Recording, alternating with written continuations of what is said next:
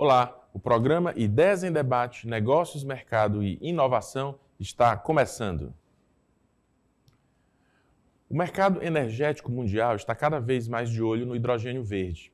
No cenário internacional, o Piauí está sendo apresentado como o estado que já é referência na produção de energia eólica e solar e com forte potencial natural para se tornar competitivo na produção de hidrogênio verde. Pesquisas indicam que a substância é considerada o combustível do futuro, pois diferente de matrizes fósseis como o petróleo, ele é oriundo de uma fonte energética renovável, inesgotável e não poluente. Em uma iniciativa pioneira, o governo do Piauí deu início à criação do Vale do Hidrogênio Verde, um ambicioso projeto que visa impulsionar a produção e o uso do combustível do futuro no estado. Mas como funciona o processo de geração desse tipo de energia? Quais são os desafios e perspectivas para a produção do hidrogênio verde? Para debater esse tema e muito mais, no programa Ideias em Debate de hoje, convidamos o pesquisador em energias e professor de engenharia mecânica da UFP, Bruno Vasconcelos, e o professor Gilvan Moreira da Paz, coordenador da pós-graduação em engenharia de materiais do IFP. O programa Ideias em Debate está no ar.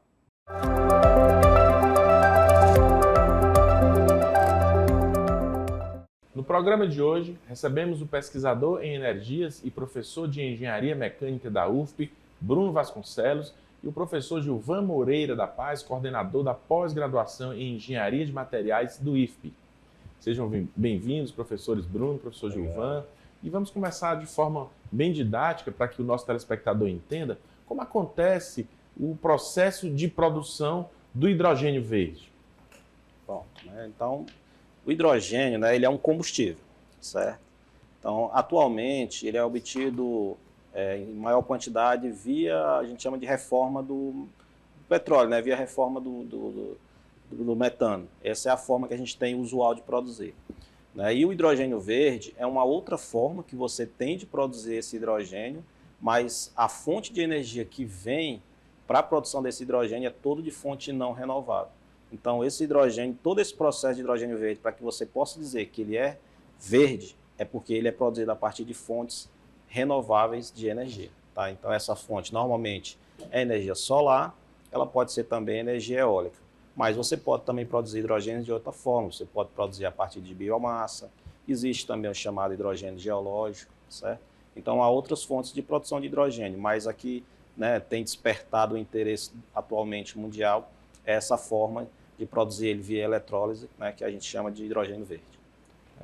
Professor, o hidrogênio verde, nesse sentido, ela é produzida através de um outro material que se decompõe e transforma em energia? Como é esse processo? Basicamente, como foi citado pelo professor Gilvan, o insumo, você tem a energia limpa chamada, que é uma matriz limpa, abundante no Brasil, por isso aí destaques mundiais, nós temos esse potencial, em especial o Piauí, sua grande potencial eólico e solar.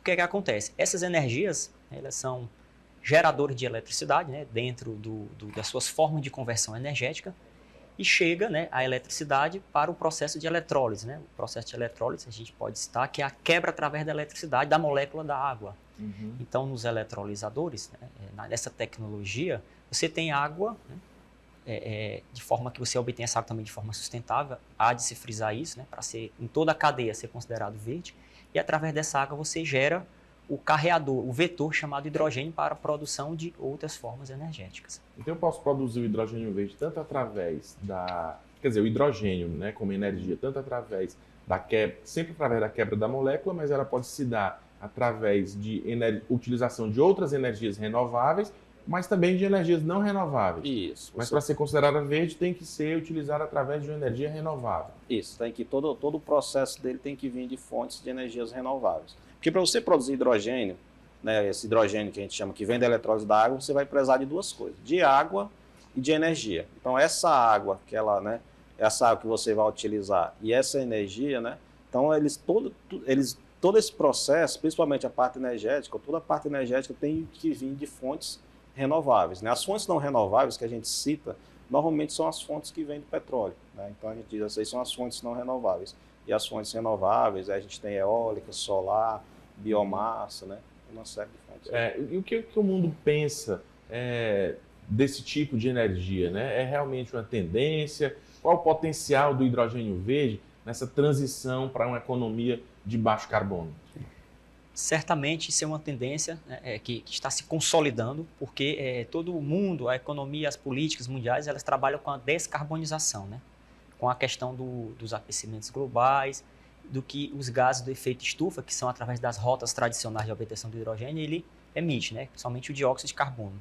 Então, quando você tem uma rota considerada sustentável, que é aquela rota que eu não vou emitir gases que contribuem para o aumento do efeito estufa, a gente se dizendo com isso aquecimento global, ou a famosa descarbonização da atmosfera, você está contribuindo aí para com que nós tenhamos uma diminuição, né, desses índices de crescimento de aquecimento global. Sim, professor.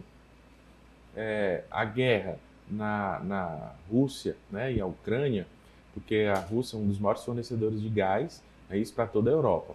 Então isso de alguma forma acelerou essa pesquisa ou mesmo a produção da energia, dessa energia verde, do hidrogênio verde? Isso, com certeza, né? Um dos pontos foi o que o Bruno colocou, que é esse processo, essa tendência de descarbonização que o mundo vem, né? Que foi até estabelecido pela União Europeia, né? Que a partir de 2035, a meta deles era que você não tivesse mais nenhum transporte lá movido a óleo diesel ou a gasolina, né? Então, e essa guerra, com certeza a guerra entre Ucrânia e Rússia, ela acelerou esse processo porque os países eles querem utilizar o hidrogênio, né, que já como falei, ele é um combustível, então ele vai ser um vetor, ele vai ser utilizado ele vai ser utilizado pelos países, né, para que você tenha a diminuição da dependência da Rússia. Então, por esse fator, você junta os dois fatores, a descarbonização e a guerra que está ocorrendo na Rússia, né, entre Rússia e Ucrânia, isso aí acelerou muito o processo. Até porque o hidrogênio ele não é só um combustível, ele é um vetor para que você possa produzir diversos outros produtos. Um deles que nós podemos citar é a amônia, que é a base da ureia que é utilizada como fertilizantes. Entendeu? Então, você, a partir do momento que o mundo mira o hidrogênio verde, né, ele trabalha em função dessa estratégia do hidrogênio verde, ele não está só trabalhando em cima de um processo de descarbonização, como também você busca outras alternativas, né, além de Ucrânia e Rússia, de obtenção de amônia, e assim você potencializa, né, a produção de fertilizantes pelo mundo.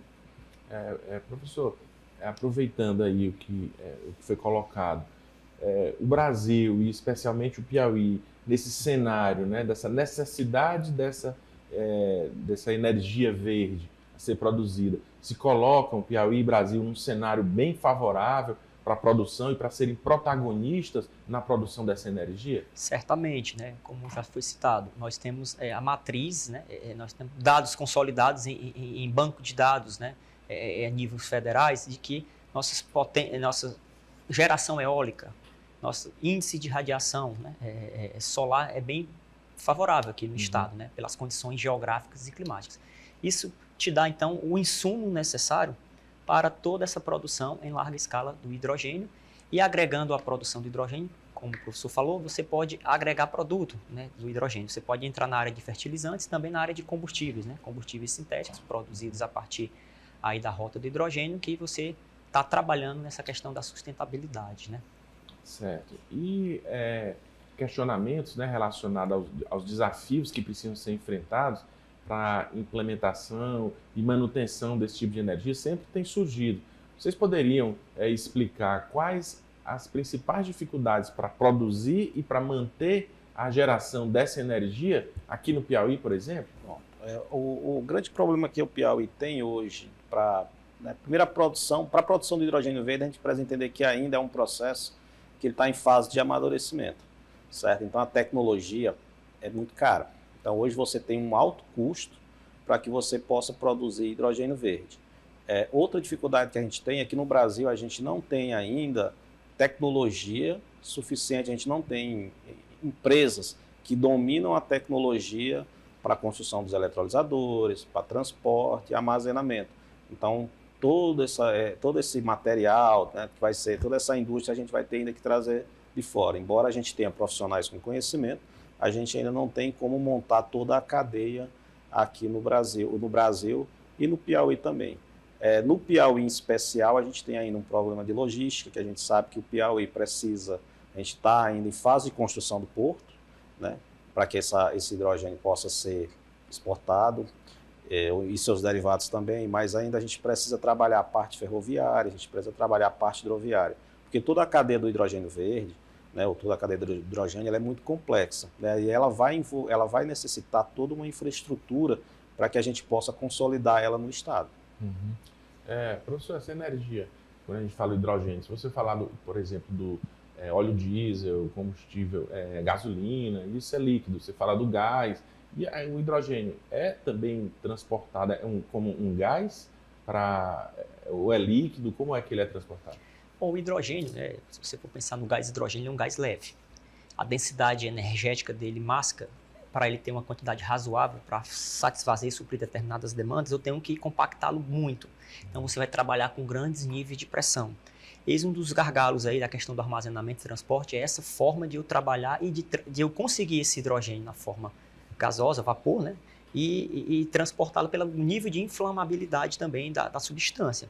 Então aí um dos detalhes do que se leva em consideração nessa cadeia é a questão da segurança industrial também, né? Uhum. Então, alguns estudos de pesquisa e desenvolvimento estão sendo desenvolvidos, estão sendo estudados nessa questão do armazenamento. Quanto ao hidrogênio líquido que você citou, para eu trabalhar com ele de forma líquida, o ponto de liquefação dele é muito baixo. Eu tenho que ter grandes demandas de energia para mudar a fase dele de vapor para líquido. Então, requer e onera muito o meu custo final do produto agregado. A ideia é transportar através de gás mais compactado, né? Isso para ter um grande volume de transporte. E um dos fatores aí principais é a questão da segurança, principalmente segurança industrial e de transporte, né? Porque você vai ter que trabalhar com vasos de pressão com resistências a esse tipo de situação, né? Resistência admissível nesses vasos, né? Já pressão. O hidrogênio ele é a menor molécula que a gente tem na natureza. Então ele é altamente inflamável, né? A sua chama é incolor, certo? E ele se dispersa no meio muito rapidamente. Então o ideal é que você faça todo esse transporte dele pressurizado, ele na forma líquida, como o professor Bruno colocou, certo? Então você vai precisar fazer esse transporte liquefeito, mas mesmo esse liquefeito, ele requer todo um planejamento de segurança, né? E o ideal é que você não transporte ele por longas distâncias. É como, né, como a gente tem observado, no mesmo local de produção, você já tem a liquefação e o transporte ali já perto do porto. Se haver um distanciamento, o ideal é que você converta esse hidrogênio em um armazenador. Esse armazenador é uma outra molécula ou algum hidreto metálico, alguma estrutura que absorva esse hidrogênio para que você possa transportar ele com mais segurança. Normalmente se converte esse hidrogênio em amônia ou se converte ele em metanol. Apesar de serem tóxicos e inflamáveis, mas eles são menos inflamáveis que o próprio hidrogênio. O custo de produção do hidrogênio verde, ele é elevado, já que existe toda uma cadeia produtiva aí, toda uma dificuldade pelo que está sendo colocado, inclusive de transporte. Ele, ainda assim, ele compensa? É um benefício para quem está produzindo esse tipo de energia? Professor Bruno? Eu digo que sim, né? Pelos benefícios, você coloca a questão do equilíbrio. É uma necessidade urgente, né? A questão da descarbonização, matrizes limpas, o que você citou da Rússia, a dependência energética das grandes potências, porque a energia está associada à tecnologia, né? Então, eu ter uma suficiência energética me dá essa condição de eu ter que investir em tecnologia. Porém, como essa é uma tecnologia que requer muitos cuidados e tem uma cadeia muito ampla, uma multidisciplinaridade de fatores, ele ainda está em custo elevado. Mas a tendência é que diminua, né? Certamente, os estudos apontam para isso. E aí, professor Gilvan, compensa investir nesse tipo de energia, então? Compensa, sim. Porque, embora, né, como o professor colocou, embora hoje, no nível de maturidade que a gente tem, ainda seja o custo seja alto, mas há uma previsão para que em 2040, no máximo 2050, o custo de produção de quilo de hidrogênio ele esteja ali entre 55 e 70 dólares, certo? Então, todo esse investimento que está sendo feito hoje, ele está visando, né, uma geração de energia, um potencial para daqui a 10, 15 anos. Tecnologia é cara, mas à medida que o tempo vai passando, essa tecnologia ela vai barateando, né? E é o que está acontecendo com o hidrogênio verde. É o que aconteceu com a energia solar. A energia solar, há 20 anos atrás, você não tinha condições de botar em sua casa aquelas placas solares. Hoje, né, com o avanço da tecnologia, com a maturidade da tecnologia, se tornou barato. Então, hoje, a tecnologia que a gente tem para hidrogênio verde, ela vai, né, baratear nos próximos anos, justamente porque você vai ter, né, tá chegando a um nível de maturidade comercial, né, de toda essa tecnologia. É muito interessante isso. E o outro aspecto que aí o professor Bruno acho que também já colocou é a questão dos benefícios, né? Porque eu estou deixando de poluir o meio ambiente através de uma energia não poluente, uma energia renovável. Então isso traz benefício para o próprio ser humano, né? Para todo o planeta, não é isso? Sim, exatamente, né? Como você falou, foi falado no início da reportagem, a energia renovável é inesgotável, né? Sim. Você pode usar essa matriz energética de forma com que você saiba utilizar, tendo as tecnologias adequadas de conversão energética, né? Daí esse investimento em tecnologia e desenvolvimento de estudos, para com que nós consigamos ter essa energia que nos é dada e ser convertida e aplicada de uma forma limpa, né? Ela faz parte também de uma energia circular ou ela é dissipada a partir da medida que ela é usada também? Não, ela é circular, porque assim, a cadeia do hidrogênio verde, como a gente colocou, ela é muito complexa.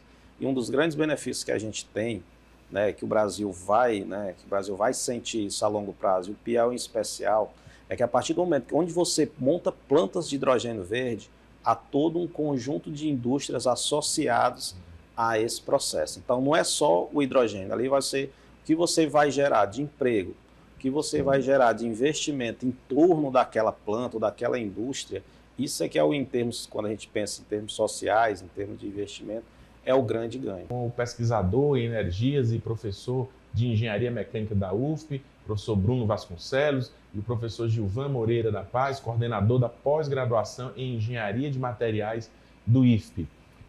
Professores, nós sabemos que a produção do hidrogênio verde, né, que aqui já foi colocado, exige uma grande quantidade de energia renovável. Como podemos garantir um fornecimento sustentável e economicamente viável dessa energia para a produção de hidrogênio?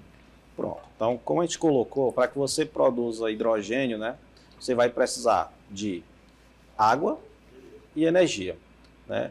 De onde é que vai vir essa energia, né? Então, eu acho que uma das grandes bênçãos que o Piauí tem e o Brasil é o fato da gente ter um alto índice de insolação. Né? Então, o Piauí, o fato de nós termos um alto potencial de energia solar, né? Energia eólica, certo? E o nosso potencial hídrico, ele propicia, né?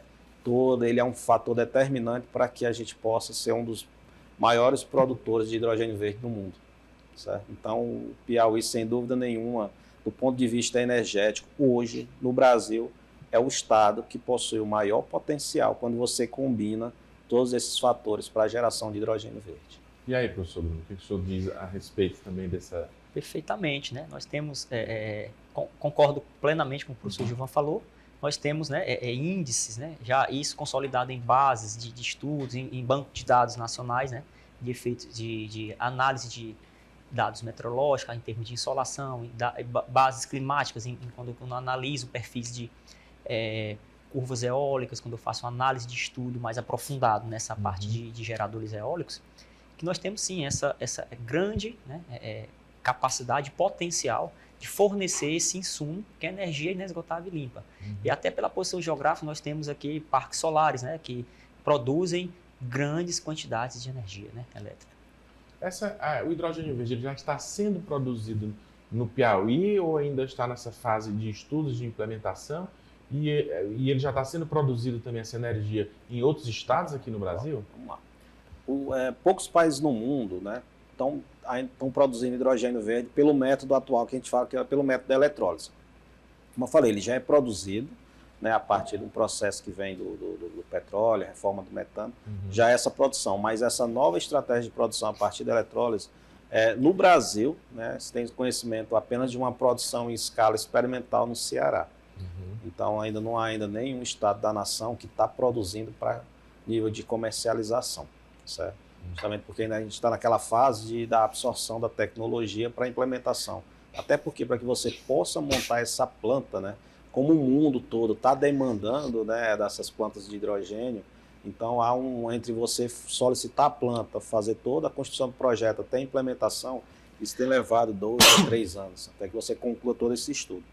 Quais seriam os principais mercados consumidores de hidrogênio verde? A gente tem um mercado consumidor para isso, já específico? Certamente a Europa, acredito que seria o grande importador dessa energia. E também depende da tecnologia local, né? Se você tem uma industrialização mais acentuada, para você captar essa energia, ela com certeza ela demanda essa quantidade de energia. E a Europa, podemos citar, né, a questão dos hubs, né, que são essas cooperações entre a Europa e alguns estados brasileiros, né, que já estão fazendo esse acordo, né, para o Brasil exportar essa energia para lá. Essa energia para lá. Eu acrescentaria, é importante uma coisa. Quando a gente olha para o hidrogênio, pensando em comercializar ele não como commodity, mas como valor agregado, aí a gente tem que olhar de uma forma especial interessante, porque você converte ele em amônia. Essa amônia pode ser convertida em ureia. O Brasil, ele exporta muito, aliás, ele compra muito a ureia de fora por conta dos nossos fertilizantes, porque o Brasil não produz fertilizantes. E a partir do momento que a gente pegar esse hidrogênio verde, a gente converter ele em amônio, até chegar na ureia, que é o nosso fertilizante, em vez de a gente vender esse hidrogênio como commodity, pelo contrário, a gente vai agregar ele e vai vender ele para o próprio país na forma de amônio. Então a gente vai, além de agregar valor, o nosso próprio hidrogênio verde ele já tem um mercado que é o próprio país. Né? A estratégia que está se pensando aqui no Piauí, né, cabe destacar que ela é muito interessante, onde a gente pensa, né, a possibilidade da implementação de uma planta de amônia, de hidrogênio verde, no sul do Piauí. E essa planta, ela tende, além de produzir hidrogênio verde, ela vai produzir amônia, depois fertilizante, para que você possa fazer esse fertilizante, ele possa abastecer todo o mercado ali do Mato Piba, né, que você tem abaixo ali do Piauí, todo um mercado de fertilizante, em vez de você vender, então, vender ele para a Europa, o Piauí e o Brasil, em vez de ser um importador de fertilizantes, o Brasil vai passar a exportar fertilizantes, entendeu? Então você agrega, né, valor. Então o próprio Brasil hoje, ele é um mercado, certo, que pode absorver esse hidrogênio. E abastecer o mercado mundial, né? Que está uma demanda muito grande porque a Rússia é um grande produtor, não é isso? De fertilizantes. De fertilizantes, Rússia, Ucrânia. Hoje a gente compra muito da China, tem uma série de países que a gente compra e a ideia é a gente inverter a logística.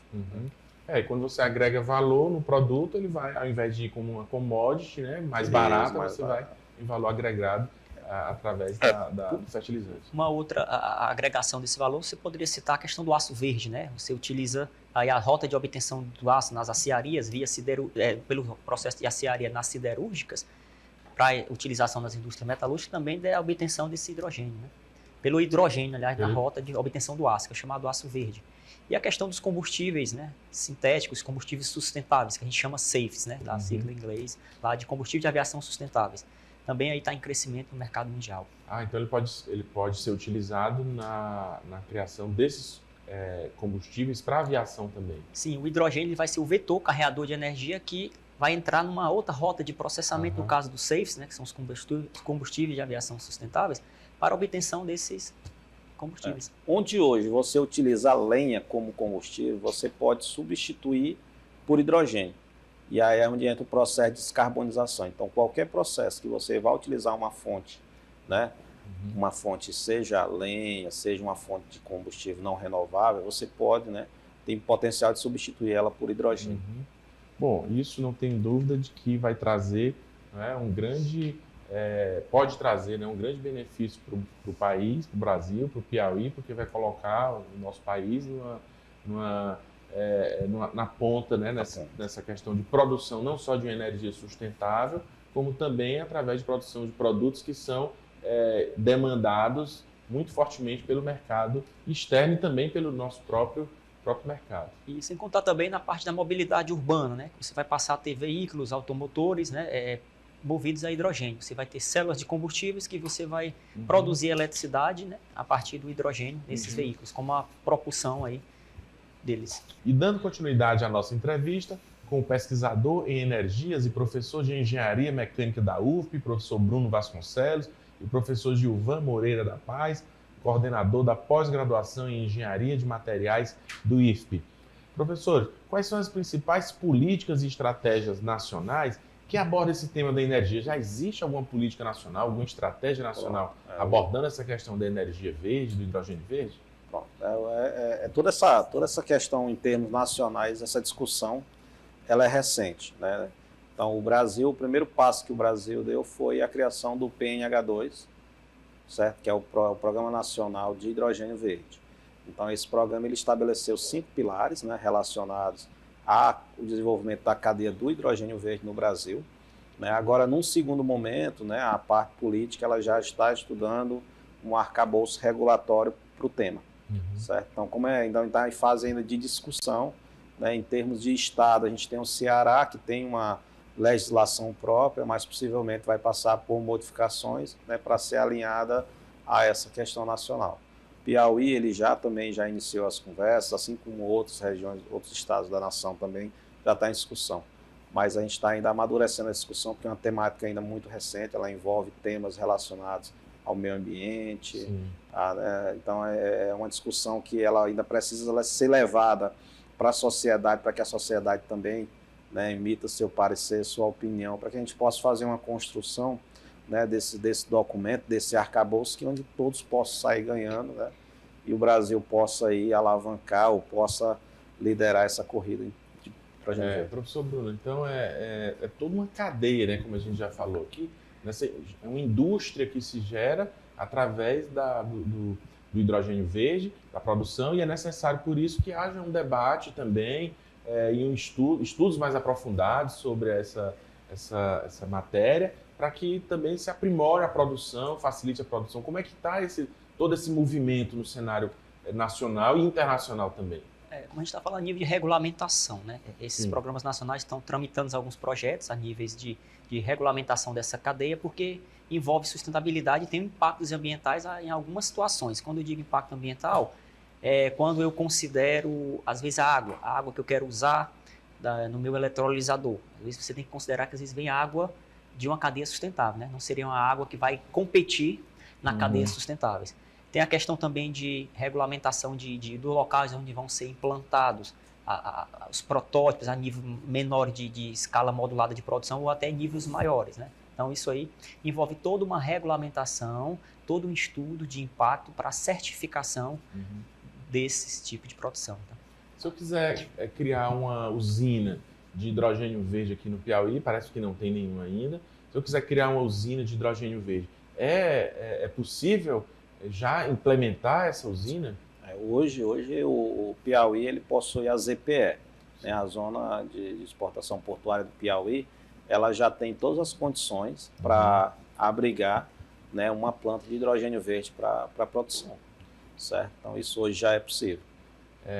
E quais são, nesse caso, as principais políticas e estratégias nacionais que a gente abordou agora e as iniciativas do Brasil? Tem algum incentivo do governo, seja estadual ou federal, para que haja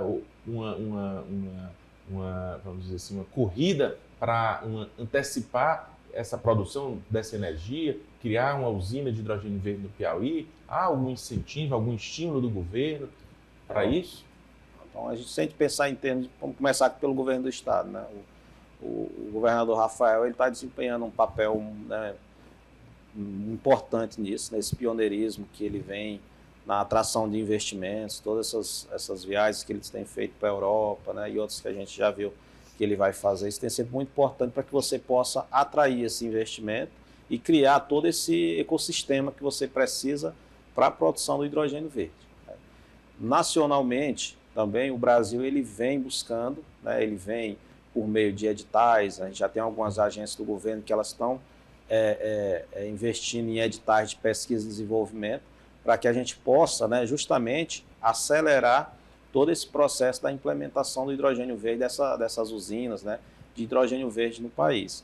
O que ainda falta, né, que a gente observa é justamente mais essa questão desse arcabouço, já que, como o Bruno colocou, você tem toda uma questão de segurança envolvida, né? Não é qualquer região que você pode implementar uma usina de hidrogênio verde. Você precisa primeiro fazer estudos de potencialidade, mas você tem a questão de risco, tem a questão de resíduos, tem uma série de fatores que precisam ou que estão associados ao entorno dessa usina.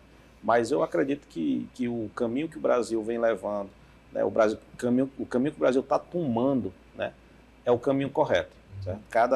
Cada estado, né, ele tem visto sua potencialidade, tem discutido, tem procurado discutir e trabalhar em cima do que pode fazer.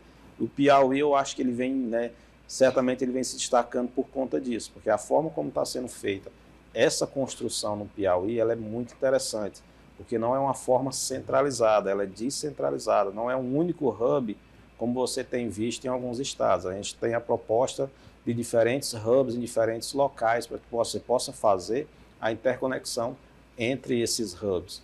Isso aí potencializa muito a produção do hidrogênio verde, vai potencializar muito isso no Piauí, no Brasil, né? E vai gerar, né, uma produção elevada quando todo esse ecossistema ele tiver implementado. Professor, como é que o senhor vê essas iniciativas? Não, excelente. Vale enfatizar, né, que recentemente o governador Rafael Fonteles estava na Europa, né, apresentando o que o Piauí tem de seu potencial, né, e sempre alinhado aí às políticas de gerenciamento do Ministério de Minas e Energias, né, tá voltado aí para investir, né, nessa área que o Brasil é expoente, tá? Então aí bem alinhado mesmo, né, mostrando aí para captação de investimentos, atrair investidores, né, porque nós temos essa energia de forma abundante, né.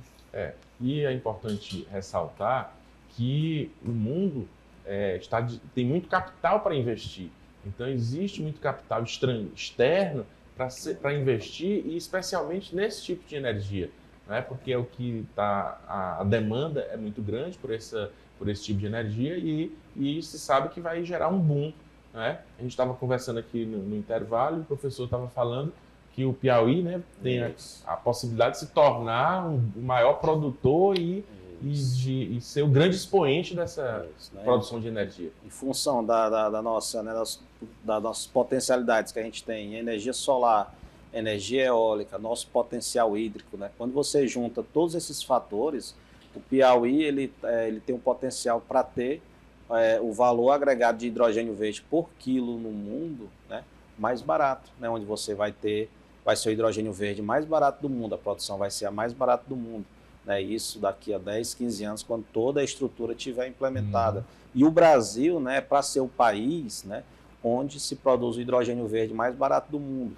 Com certeza isso é um atrativo, né, para todos os países que pretendem investir, né.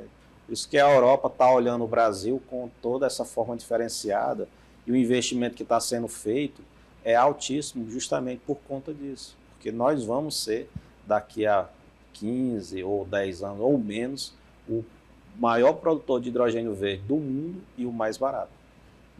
Pois não, professor, você ia complementar alguma coisa? Não, era só para enfatizar realmente, porque nós temos essas potencialidades, né?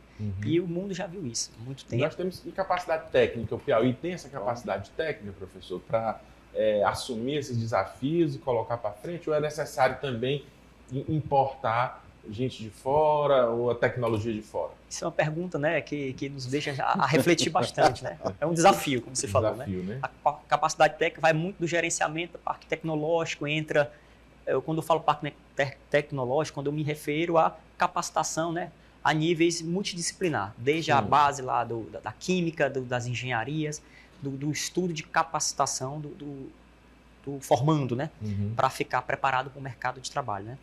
Há muito a se crescer ainda, né? Nós estamos aí com o crescimento vertiginoso, posso dizer, dessa forma dessa cadeia, e realmente é um desafio, tá? A nossa mão de obra ainda tende muito a crescer, e certamente no futuro não tão distante vamos ter profissionais extremamente qualificados aqui no estado. O piauiense, eu sempre digo que ele é muito, né? Nós somos, eu acho que um dos estados onde nós temos as melhores cabeças, né? Sempre que nós vamos para algum outro estado fazer alguma pós-graduação, né, sempre é destaque. Dificilmente o piauiense ele não se destaca nesse cenário. E o Piauí atualmente, né, ele tem investido, o Instituto Federal, o Governo do Estado, a Universidade Federal, a UFBPA e a UESP, né, elas têm investido no sentido de formar esses profissionais. A gente sabe que vai ser preciso, né, para toda essa cadeia você vai precisar de formação multidisciplinar. São diferentes formações, mas eu vejo como um grande desafio para as instituições isso, elas enxergarem quais são as enxergarem quais são as necessidades, né? Já foi feito um estudo até por uma agência do governo federal, se não me engano é IPEA, né? Onde ele já mapeou quais são as capacitações, quais são as formações que você precisa ter para alimentar essa cadeia do hidrogênio verde. Eu acho que agora cabe, né, às instituições, ao governo fomentar, né, estruturar esses cursos para que a gente possa, né, no momento certo, à medida que a cadeia for se desenvolvendo, a gente inserir nesses profissionais, né? É necessário, no momento, a gente vai trazer profissionais de fora? Certamente vamos trazer profissionais de fora, mas o ideal é que esses profissionais venham apenas para nos capacitar, né? Que a gente possa, né, num curto a médio prazo, a gente já possa, a gente mesmo dar sequência ao processo. Existe, então, pelo que os professores estão colocando, todo um mercado, né, um novo mercado que está surgindo e que a gente precisa de gente capacitada para ocupar esse mercado de trabalho. Mas o interessante é porque boa parte da cadeia já são cursos que nós temos. Já temos na grade, das nossas universidades aqui. O que falta agora é o quê? É você direcionar. Né? Você direcionar para a cadeia do hidrogênio verde. Citamos a Universidade Federal, podemos citar como exemplo um curso que foi criado agora, o curso de Tecnologia e Energias Renováveis, né? Aí que vai captar grande mão de obra para esse mercado. Isso. Bom, para concluir, considerando a colaboração internacional, como é que os países podem trabalhar juntos para impulsionar a adoção global do hidrogênio verde? Vocês podem citar existe já algum exemplo de projetos internacionais bem-sucedidos nessa área? Porque nós sabemos que estamos na onda da ESG, né, da onda da proteção ao meio ambiente, da sustentabilidade. Existem projetos internacionais de sustentabilidade nessa área? Você tem conhecimento? De produção de hidrogênio. Assim, hoje como é que está funcionando essa cooperação internacional, né? Sim. Então você tem, por exemplo, vou dar um exemplo do que está acontecendo com o Brasil, com Piauí e Portugal, né? O Piauí, para a criação do Vale do Hidrogênio Verde, o Piauí ele fez uma cooperação, está em cooperação, né, com as universidades de Lisboa, Nova Lisboa e Alqueires, Portugal.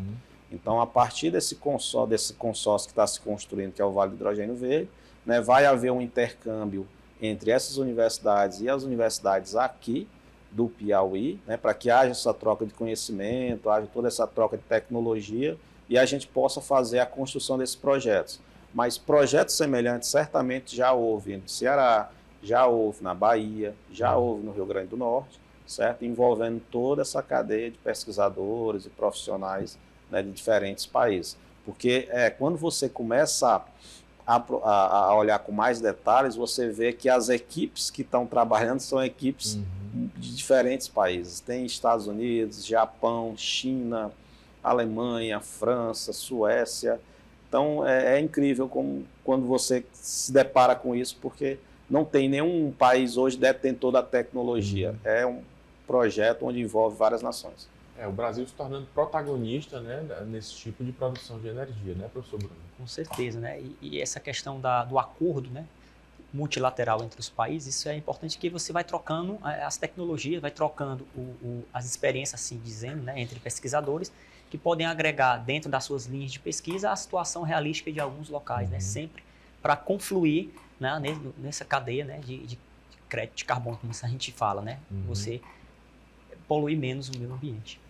Bom, muito bem, o nosso programa está chegando ao seu fim e antes de passar aqui a palavra para os nossos entrevistados fazerem suas considerações finais, você confere uma agenda com os principais eventos do segmento empresarial no Piauí.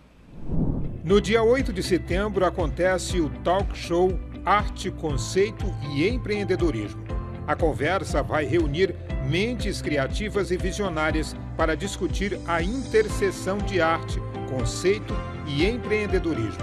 Através desse diálogo, as pessoas vão descobrir como transformar paixão artística em empreendimento bem-sucedido. E para os estudantes de Direito e jovens advogados, acontece no dia 19 de setembro o workshop de mediação e arbitragem. O evento vai acontecer na Escola Superior de Advocacia da OAB Piauí. É gratuito e garante certificado.